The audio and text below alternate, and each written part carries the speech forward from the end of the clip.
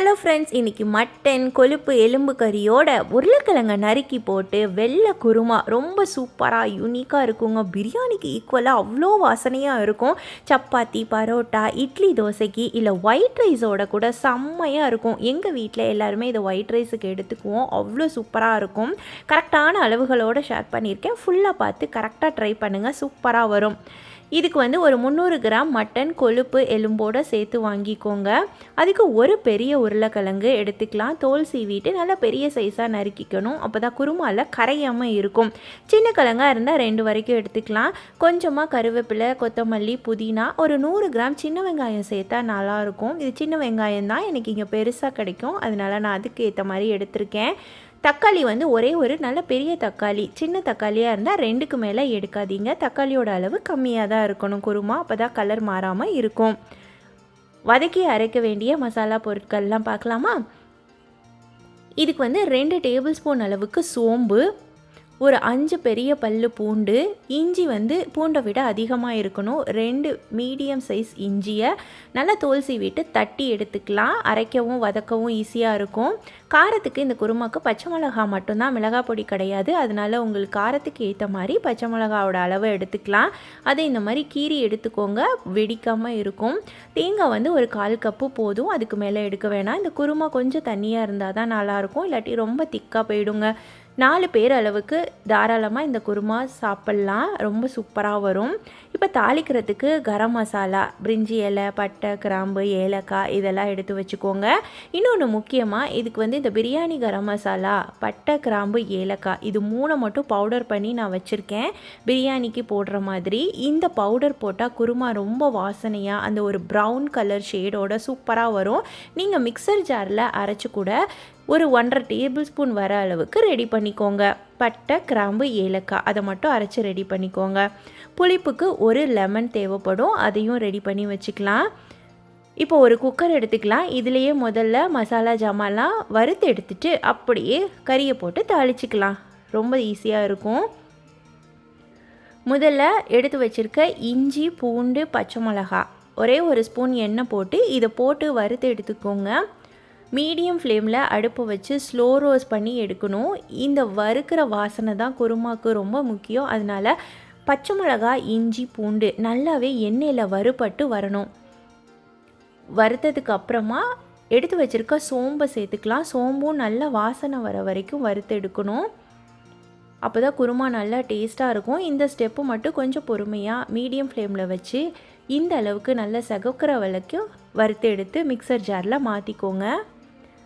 இதே குக்கரில் ஒரு 2 டேபிள் ஸ்பூன் எண்ணெய் சேர்த்துட்டு நறுக்கி வச்சுருக்க சின்ன வெங்காயத்தை சேர்த்துக்கலாம்.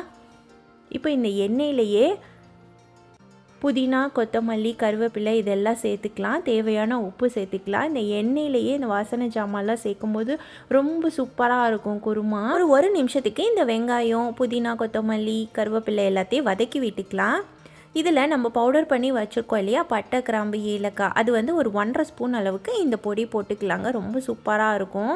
அப்படியே பிரியாணியோட ஃப்ளேவர் இந்த பொடி தான் கொடுக்கும். குருமாவுக்கு லைட்டாக அந்த ப்ரௌன் ஷேடு கலரும் கடையில் கிடைக்கிற மாதிரி சூப்பராக கொடுக்கும்.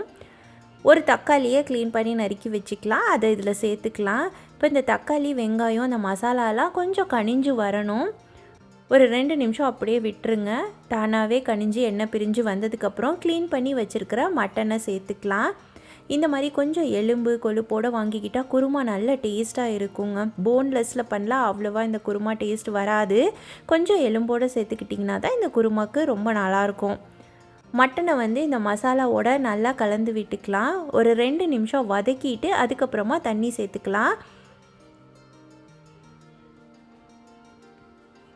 நல்லா வதக்கியாச்சு. இதில் ஒரு 2 கிளாஸ் அளவுக்கு மட்டும் தண்ணி சேர்த்துக்கலாம். தண்ணி குருமாங்கிறனால ரொம்ப கணக்கு தேவையில்லை. தண்ணியாக தான் இருக்கும் குருமா. அதனால் இப்போதைக்கு 2 கிளாஸ் அளவுக்கு தண்ணி சேர்த்துட்டு விசில் போட்டுட்டு மீடியம் ஃப்ளேமில் ஒரு 2லேருந்து 3 விசில் விட்டுக்கோங்க. உங்கள் மட்டனுக்கு ஏற்ற மாதிரி மட்டனை வேக வச்சுக்கோங்க. மட்டன் ரொம்பவும் கரைஞ்சி உடஞ்சிற அளவுக்கு வேகக்கூடாது. 3/4 பதம் மட்டன் வெந்து வரணும். இதுக்கப்புறம் நம்ம மசாலாலாம் போட்டு கொதிக்கும் போது ரொம்பவும் வேகாது. ஸோ 90% வேகிற அளவுக்கு பார்த்துக்கோங்க. விசில் தானாகவே ரிலீஸ் ஆகட்டும்.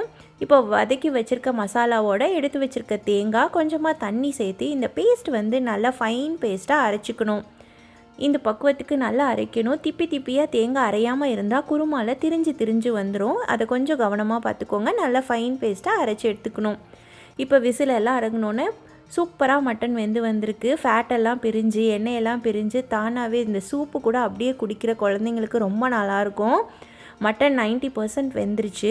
இப்போ நம்ம நறுக்கி வச்சுருக்க உருளைக்கிழங்க சேர்த்துக்கலாம். அரைச்சி வச்சுருக்க மசாலா பேஸ்ட்டையும் இதில் ஊற்றிடலாம். ஒரு அரை டம்ளர்லேருந்து 1 டம்ளர் அளவுக்கு தண்ணி மிக்சர் ஜார்லேயே அலசி இதில் சேர்த்துக்கோங்க. அடுப்பை மீடியம் ஃப்ளேமில் ஆன் பண்ணியிருக்கேன். தண்ணியெல்லாம் சேர்த்துட்டு நல்லா கலந்து விட்டுறலாம்.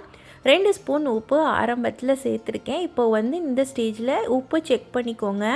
மட்டனில் நல்லா உப்பு இழுத்து ஏறி இருக்கும். ஸோ உப்பு கம்மியாக இருக்க சான்ஸ் இருக்குது. உப்பு செக் பண்ணிவிட்டு கரெக்டாக அட்ஜஸ்ட் பண்ணிக்கலாம்.